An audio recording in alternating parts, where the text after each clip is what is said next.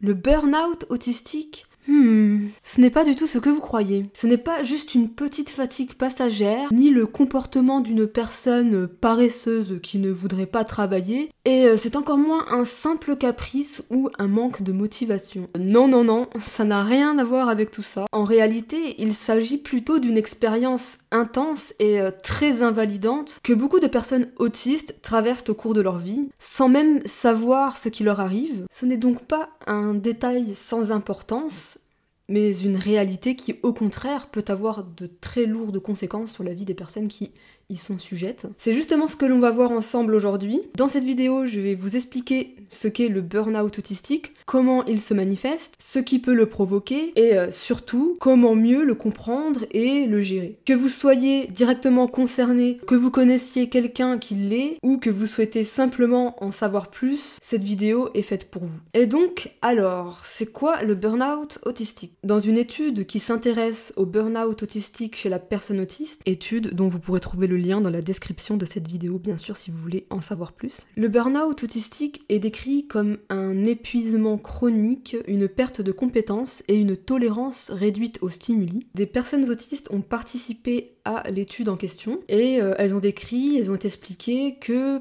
cet épuisement provenait de facteurs de stress réguliers qu'elles rencontrent de manière quotidienne, comme les exigences professionnelles, les interactions sociales nombreuses et fatigantes, la surcharge sensorielle, etc., etc. À cela s'ajoutent également d'autres problématiques, comme le manque d'aménagement au travail, ou bien même à l'université, ou encore le manque de soutien de la part des proches qui rend d'autant plus difficile le fait de trouver du répit ou une certaine forme de soulagement. Voilà pour ce qui est de la définition du burn-out autistique. Maintenant, demandons-nous ce qui différencie le burn-out autistique du burn-out classique, que tout le monde connaît à peu près, je pense, hein. C'est assez...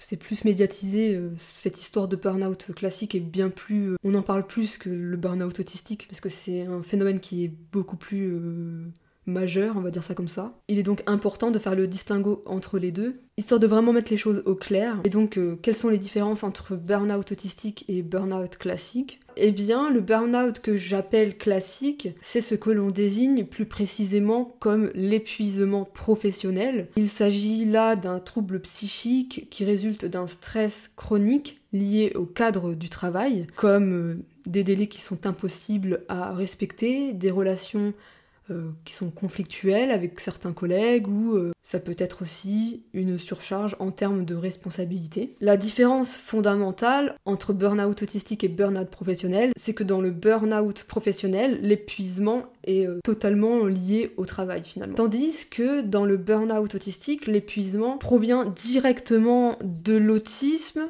mais surtout des efforts constants que ça implique pour tenter de correspondre à tout prix aux attentes d'un monde qui est majoritairement non autiste. Ainsi, le burn-out autistique ne se limite pas uniquement au cadre professionnel, il peut survenir dans n'importe quel contexte d'ailleurs, où la personne doit faire face à des attentes qui sont démesurées pour une personne autiste. Par exemple, ça peut être dans le cercle familial, notamment par rapport au fait qu'il y a une certaine pression, par exemple de participer à des réunions de famille bruyantes. Donc ce n'est pas uniquement dans le travail, mais ça peut être également dans le cadre familial par exemple, ou même dans le cadre amical.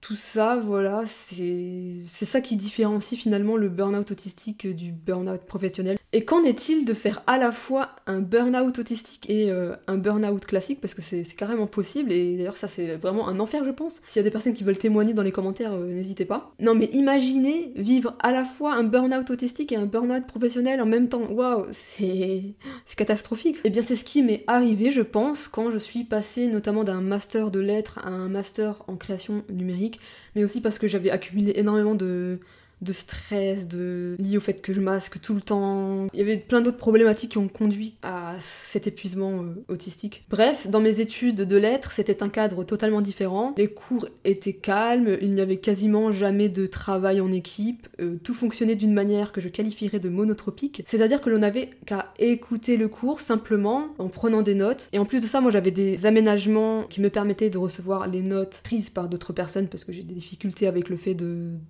de prendre des notes et de faire plusieurs choses en même temps en fait. Et donc c'est quelque chose qui me soulageait beaucoup, mais c'était pas non plus parfait, mais c'était quand même un soulagement, faut le dire. Donc voilà, j'avais ça dans mes études de lettres, et c'était très très bien, sauf que je suis arrivée en master de création numérique, donc je m'étais préparée corps et âme à ce truc-là, j'avais vraiment bien préparé mon truc, jusqu'à l'épuisement justement avant la rentrée, enfin, genre ça fonctionnait pas par concours, mais par entretien, donc voilà, donc je m'étais vraiment bien préparée. Et donc c'était pas censé être facile de rentrer dans ce master-là, étant donné que je n'avais pas fait des études d'art précédemment. Donc du coup, j'avais réussi à entrer dans ce master-là. J'en étais très très contente.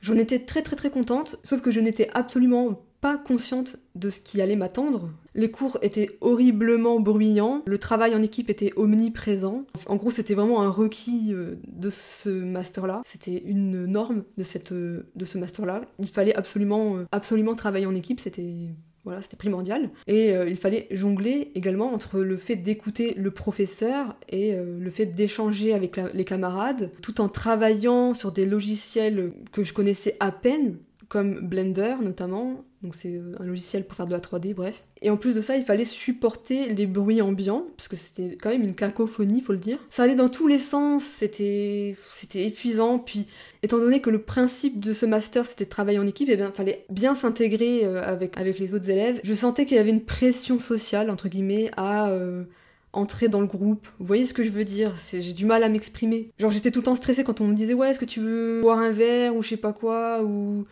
est-ce que tu veux faire ci? Et comme j'ai du mal à m'affirmer, j'ose pas dire non et tout ça, et donc pour moi ça c'était déjà compliqué.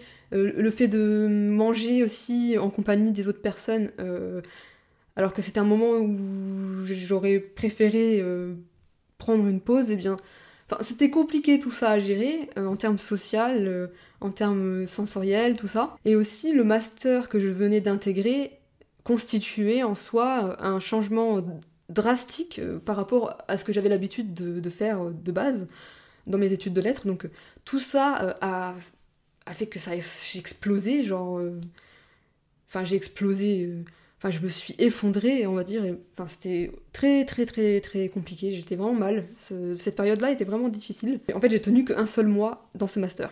Donc c'est pour vous dire. Et donc là, ce que je vous décris, c'est finalement l'installation ou même la réinstallation du burn-out autistique, parce que je sortais à peine en fait d'un précédent burn-out. Je pense que j'étais pas encore prête en fait à faire ça, à faire ce changement-là dans ma vie. Et donc à cause de la surcharge sensorielle et du stress, je n'arrivais plus à masquer, et en plus pour ne rien arranger, mes aménagements n'étaient pas du tout appliqués, enfin j'avais aucun aménagement, donc il y avait tous les ingrédients pour mener à un burn-out autistique si vous voulez. En parallèle, il y avait le burn-out classique, parce que en effet, je pense que il y a eu ça en même temps, peut-être que je me trompe, je sais pas. Parce qu'en fait, la charge de travail était vraiment immense, franchement c'était immense. Je pensais déjà dans mes études de lettres que c'était déjà assez chargé, alors là, purée. Et en plus, c'était des disciplines que je connaissais pas, quoi, genre...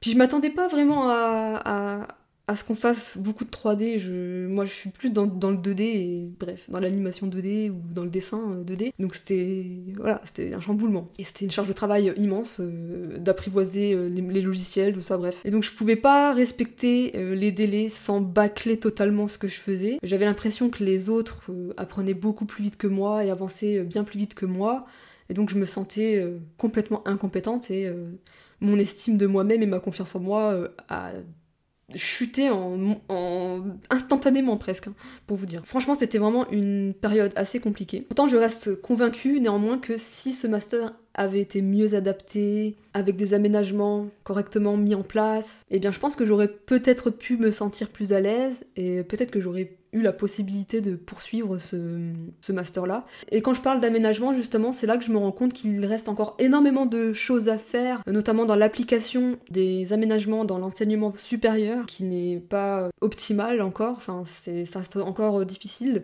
d'obtenir les aménagements dont on a besoin, en tant que personne autiste ou en tant que personne handicapée tout simplement. Et je parle de l'université, mais ce n'est pas juste dans l'université, mais c'est vraiment, je pense même systémique en soi, c'est vraiment partout, au lycée, au collège, enfin dans le milieu scolaire, dans le milieu professionnel, enfin voilà, il y a des choses encore à faire à mon avis. Maintenant que la distinction est claire entre le burn-out autistique et le burn-out classique, voyons maintenant quelles sont les manifestations concrètes du burn-out autistique. En gros, quels en sont les symptômes. Dans le burn-out autistique, il y a 3 sortes de symptômes qui sont reportés par beaucoup de personnes autistes, notamment l'épuisement ou ce qu'on appelle aussi la fatigue chronique, la perte de compétences ou la régression. Et enfin, il y a ce qu'on appelle la tolérance réduite aux stimuli. Et on va détailler un peu tout ça maintenant. Alors, qu'est-ce qu'on entend par épuisement chronique ? Eh bien, l'épuisement chronique, c'est quelque chose qui est perçu chez beaucoup de personnes autistes comme un épuisement des ressources internes, physiques, psychiques, émotionnelles et sociales. L'épuisement chronique, c'est également le fait de se sentir fatigué ou totalement épuisé, mais plus précisément, il s'agit d'un épuisement qui résulte d'un effort effréné pour essayer d'aller au-delà de ces difficultés inhérentes au fait d'être autiste dans un monde majoritairement non autiste. Puis le burn-out autistique s'accompagne de la perte d'un grand nombre de compétences qui sont essentielles au quotidien. En effet, cela peut concerner la réflexion et la mémoire. Ça peut être par exemple le fait d'oublier de faire des tâches simples. Ça peut également concerner la capacité à planifier. Ou même ça peut concerner des activités fondamentales comme le fait de se laver, le fait de cuisiner ou le fait de faire des courses. Cette perte de compétences peut aussi affecter des domaines bien plus spécifiques comme la socialisation, qui fait que on va avoir tendance à éviter le plus possible, ou enfin on peut plus interagir socialement avec les gens, notamment à cause de l'épuisement. Aussi, la perte de compétences, la régression passe également par la régulation des émotions qui est également impactée, ce qui fait que nous pouvons nous sentir vite submergés par de petites contrariétés, et aussi ça peut concerner le fait de perdre ses compétences professionnelles, c'est-à-dire qu'on a plus de mal à accomplir des tâches au travail ou à suivre des cours comme on avait l'habitude de le faire. Et ce qui est particulièrement compliqué à vivre, d'après beaucoup de témoignages, et même je peux en témoigner, eh bien c'est le fait que ces compétences qui pouvaient faire partie intégrante de notre quotidien, en tout cas qu'on avait acquises avant le burn-out justement, eh bien peuvent disparaître pendant cette période-là. Et le pire parfois, c'est lorsque ces compétences ne reviennent pas complètement en fait. Genre, on a beau se battre pour essayer de récupérer ces compétences-là, eh bien, malheureusement, c'est presque impossible de les récupérer. Mais je pense qu'il y a quand même, faut pas être non plus hyper pessimiste. Moi, j'ai envie d'être optimiste et de me dire que c'est possible et tout, mais bon, faut essayer de rester réaliste et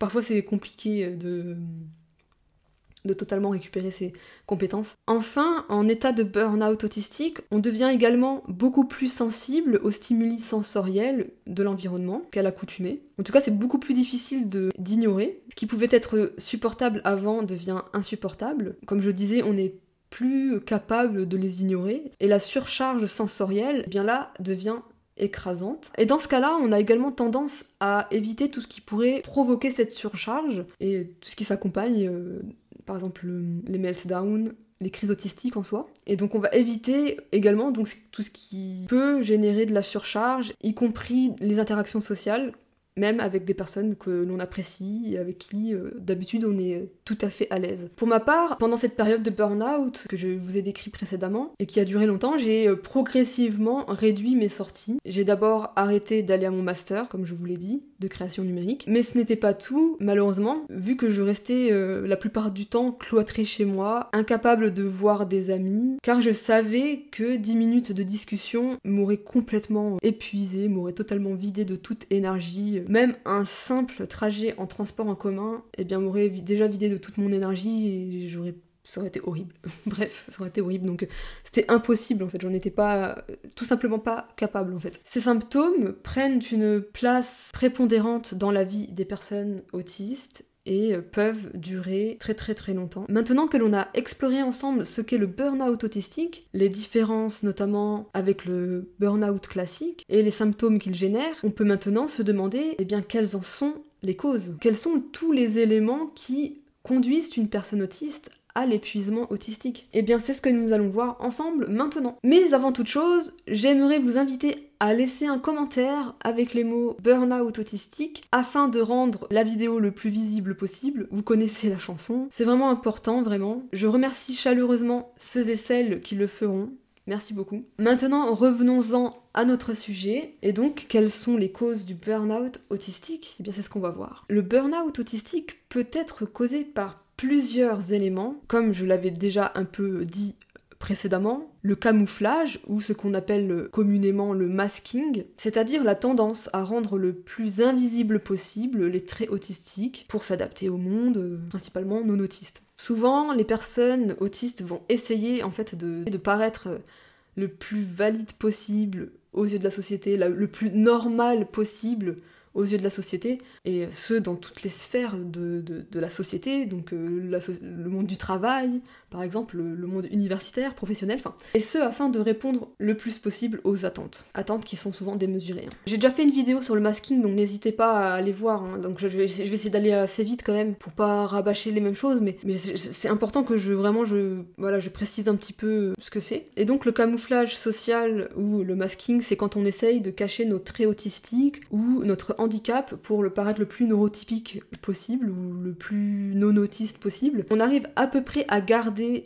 la face et à fonctionner. Tant que le vase n'est pas en train de déborder, ça va. On peut encore remplir le vase comme on veut, mais plus on masque, et bien plus le vase se remplit et bien finit par déborder. C'est tout à fait logique, bref. Et en fait c'est là que survient le burn-out autistique, et avec tout ce qui l'accompagne. Donc la perte de compétences, la fatigue chronique et la tolérance réduite aux stimuli. Il y a également les changements qui ont lieu dans la vie de tout à chacun, qui sont universels en soi presque, peut également être une source de burn-out pour une personne autiste qui a des difficultés justement à supporter le changement, que ça crée un sentiment de chaos, et donc ces événements de la vie courante, comme les déménagements, la perte d'un proche, ou encore le passage à l'âge adulte, ce sont des choses qui sont difficiles en soi pour tout le monde en fait. Mais pour les personnes autistes, c'est encore plus compliqué en soi. Et donc gérer ces transitions peut demander une énergie énorme, surdimensionnée, à tel point que ça mène au burn-out autistique. Et l'accumulation de tous ces facteurs, donc changement de vie, travail en open space ou avec beaucoup d'interactions sociales, le masking, les attentes démesurées d'une société inadaptée aux autistes,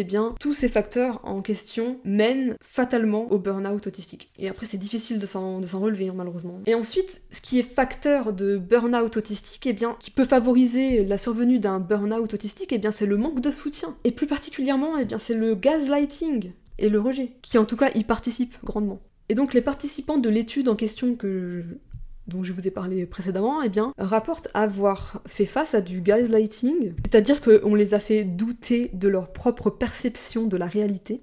Et le gaslighting, c'est vraiment quelque chose de dégueulasse que je déteste au plus haut point, vraiment. Je suis désolée, mais vraiment c'est un truc de manipulation, mais horrible. Je ne peux pas me voir ce truc, vraiment. On cherche à rendre la personne folle, à la rendre... à la faire douter d'elle-même, de sa lucidité, c'est vraiment quelque chose d'assez atroce, franchement. Et donc les personnes autistes rapportent également avoir vécu du rejet, notamment lorsqu'elles demandaient de l'aide, après avoir justement réalisé qu'elles étaient en difficulté, les gens avaient tendance à totalement minimiser leurs problèmes en leur disant des phrases du style oh, ça arrive à tout le monde, franchement, c'est bon, continue ton travail et ferme ta bouche. Certaines personnes rapportent avoir beaucoup de mal à poser leurs limites, donc à s'affirmer, à savoir dire non. Ils rapportent également avoir eu beaucoup de difficultés à se défendre, avoir du mal également à trouver les mots pour le faire, donc pour se défendre, avoir du mal à trouver les mots pour le faire, ou à trouver les mots pour demander de l'aide, donc...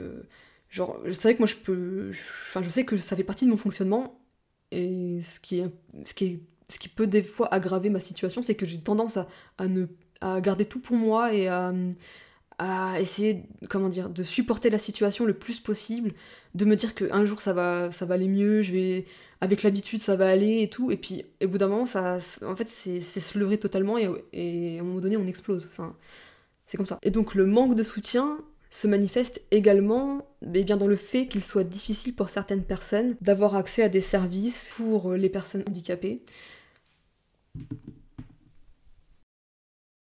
comme les aménagements par exemple, ou encore la possibilité de faire garder les enfants pour avoir ne serait-ce qu'un peu de répit. Enfin, voilà, il y a un dysfonctionnement à ce niveau-là, et qui mène à ça, au burn-out autistique. Et donc tout ce que je viens de vous décrire participe grandement à l'impossibilité de trouver du soulagement, à retrouver l'énergie qu'on a perdue après des efforts effrénés à essayer de s'adapter à un monde qui n'est pas adapté à nous, pour aller au-delà de ces difficultés, tout ça. Donc ça conduit au burn-out autistique. Les difficultés et la fatigabilité liées à l'autisme, plus la charge de travail, plus l'inadaptation du cadre scolaire, universitaire ou professionnel, cumulés avec la difficulté à obtenir les soutiens nécessaires, font que les attentes sont surdimensionnées et mènent les personnes vers le burn-out autistique. Maintenant, qu'en est-il des conséquences du burn-out autistique ? C'est ce qu'on va voir tout de suite. Le burn-out autistique s'accompagne la plupart du temps de conséquences délétères dans la vie des personnes autistes qui le subissent. En effet, des impacts à la fois sur la santé mentale et physique, sur la capacité à mener une vie indépendante, comme le fait de conserver un emploi, finir des études,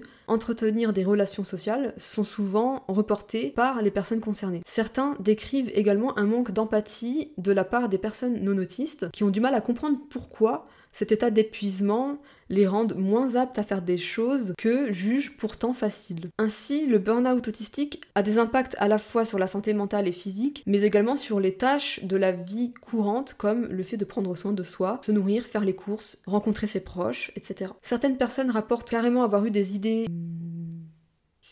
voilà, en raison d'un besoin urgent de se retirer de l'environnement qui les font souffrir. Certaines, malheureusement, en viennent à essayer, même que certaines en meurent en fait, carrément. C'est donc pourquoi il est important de prévenir et d'informer sur ce sujet, justement, afin de prévenir, justement, les risques qui sont liés au burn-out autistique. Alors comment prévenir le burn-out autistique ? Il existe plusieurs manières pour répondre à cette problématique. Tout d'abord, en faisant en sorte de pouvoir être compris et accepté par les autres, et particulièrement par notre employeur, nos collègues de travail, nos amis, notre famille, qu'ils comprennent et reconnaissent nos particularités, que nos difficultés soient prises en compte et pas minimisées. Cela peut passer également par le fait de faciliter le travail universitaire, professionnel, en permettant notamment aux personnes la prise de pause régulière dès que le besoin s'en fait ressentir, et en facilitant et en normalisant la mise en place d'aménagements au travail, aux études, etc. Pour prévenir le risque de burn-out et pour agir dessus, il semble également nécessaire d'informer les gens sur ce qu'il est le plus possible. C'est pourquoi je vous encourage vivement à partager cette vidéo et les autres qui traitent de ce sujet autour de vous, et vous dans les commentaires, n'hésitez pas à dire comment vous en êtes sortis, entre guillemets. Donc n'hésitez pas surtout à témoigner dans les commentaires, ça pourra aider beaucoup de gens, je pense, donc voilà, n'hésitez pas. Et voilà, nous en arrivons à la fin de cette vidéo sur le burn-out autistique. J'espère que cette vidéo vous a permis de mieux en comprendre les manifestations, les enjeux, les causes et les conséquences, ainsi que les pistes pour le prévenir et pour pouvoir s'en remettre. J'aimerais terminer également cette vidéo en rappelant que le burn-out autistique n'est pas le signe d'un manque de volonté, c'est important que je le rappelle vraiment, mais bien celui d'un environnement qui est bien trop souvent inadapté à nos besoins. C'est important selon moi que chacun prenne conscience de ce fait, c'est vraiment important. Si cette vidéo vous a intéressé, eh bien n'hésitez pas à vous abonner à la chaîne si ce n'est pas encore fait, à laisser un commentaire pour me donner votre avis sur cette vidéo ou pour partager votre témoignage. Je vous remercie de m'avoir écouté jusque là, prenez soin de vous et je vous dis à dimanche prochain pour une nouvelle vidéo. Salut!